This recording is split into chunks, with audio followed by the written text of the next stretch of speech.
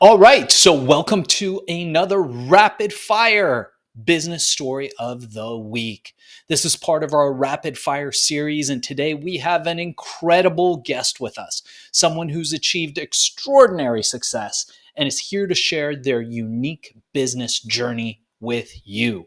We're excited to hear their insights, so let's welcome them to the show. All right, so as this is our rapid fire series, we've got 1 minute or less to answer each question.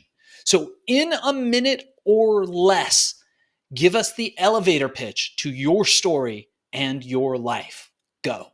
Gloria Flora, landscape architect, permaculturist, biochar enthusiast, founder of the US Biochar Initiative, spent half my career in the Forest Service, half my career in nonprofits, which I am in now, and sustainability is critical to me. My nonprofit, Sustainable Obtainable Solutions, focuses on ensuring the sustainability of public lands and the plant, animal, and human communities that depend on them. I also work for the Permaculture Institute of North America, where we provide integrated education and support to permaculture designers to address critical challenges in climate change, land, and communities. And I'm the founder of the US Biochar Initiative, and I have a toad named after me. So that's fascinating, and I would love to dig a little bit deeper. So tell us a bit more about what you're working on today that you're most passionate about and believe will have the biggest impact. In my personal life, as I said, I'm a permaculturist and a landscape architect. So we've moved recently to a new location in Northern California. We're developing a permaculture homestead there. This will be our third permaculture homestead. We will probably end up planting 500 to 600 trees, shrubs, and vines that all produce food. We'll get into some aquaculture. We're raising up our poultry flock, and the poultry are integrated into the permaculture design, and all organic, of course, regenerative, storing soil carbon.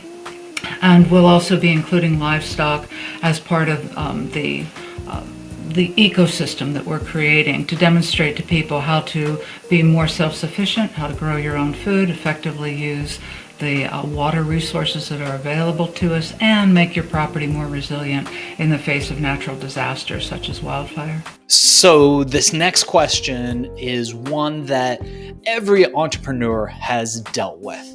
Tell us about a time where you failed. We often say failure is the first step to success.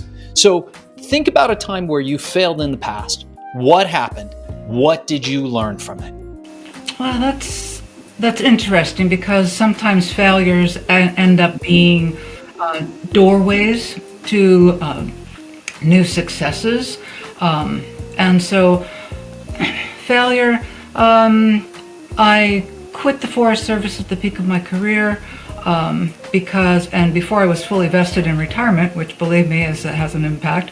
But I did it to try to underscore the importance of the anti-government factions that were trying to change the way that we were managing the national forest.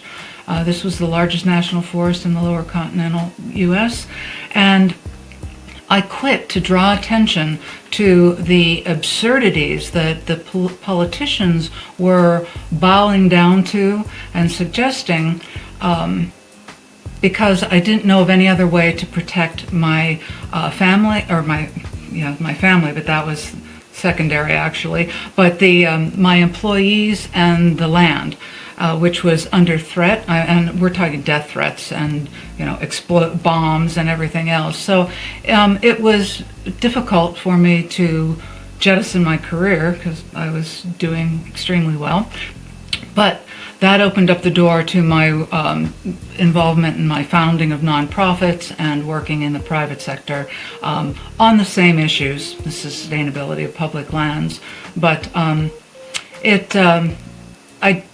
I moved the needle somewhat, but at least I quelled the threats. We had a lot of national response, and the politicians stepped down from their grandstanding and supporting people who were trying to overthrow the government. So somewhat of a success, but difficult for me personally.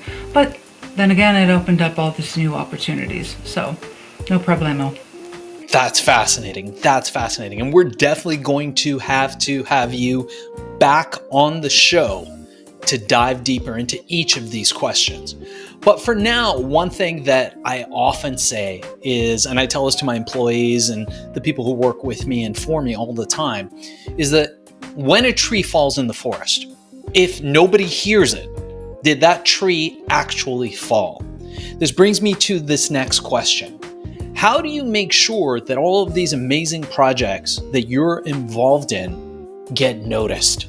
What marketing and advertising methods have worked best for you? You've got a minute. Let's go. I don't want to get existential or philosophical on you, but why is marketing so critical? I mean, literally. If I want people to know about what I'm doing, there are ways to do that in a targeted way. The idea that you just go out and hit every social media and hit every avenue and venue to make a big splash about what you're doing, what difference does it really make to those people? You need to identify who is going to benefit the most from what you're doing and share it with them in a way that's far more personal than just scattering it around like grass seed on an open field. I'm more focused on cultivating specifically the people that need to know, that can take action, that would take action, and multiply the effect of what we're doing.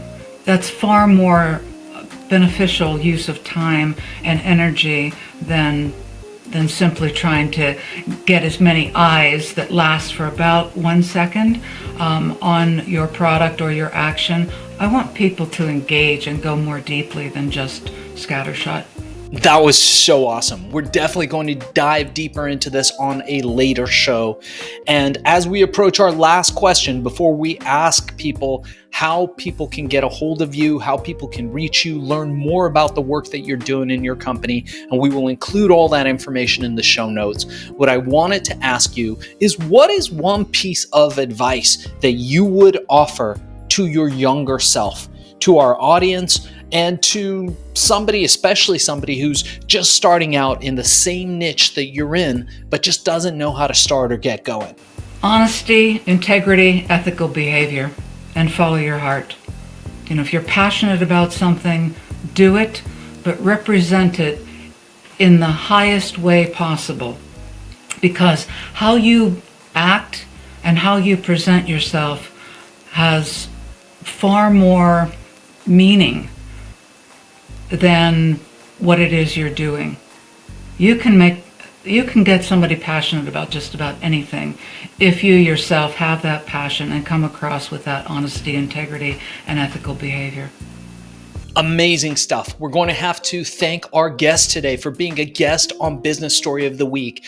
And before we cut out on this episode, I wanted to ask you, how can people get a hold of you? How can people learn more about what you're doing? And how do people engage with you? And we will transcribe this and put it in the show notes for everybody to find. Great. Thank you. All right. Amazing. So you did it. Thank you for being a guest on the show today.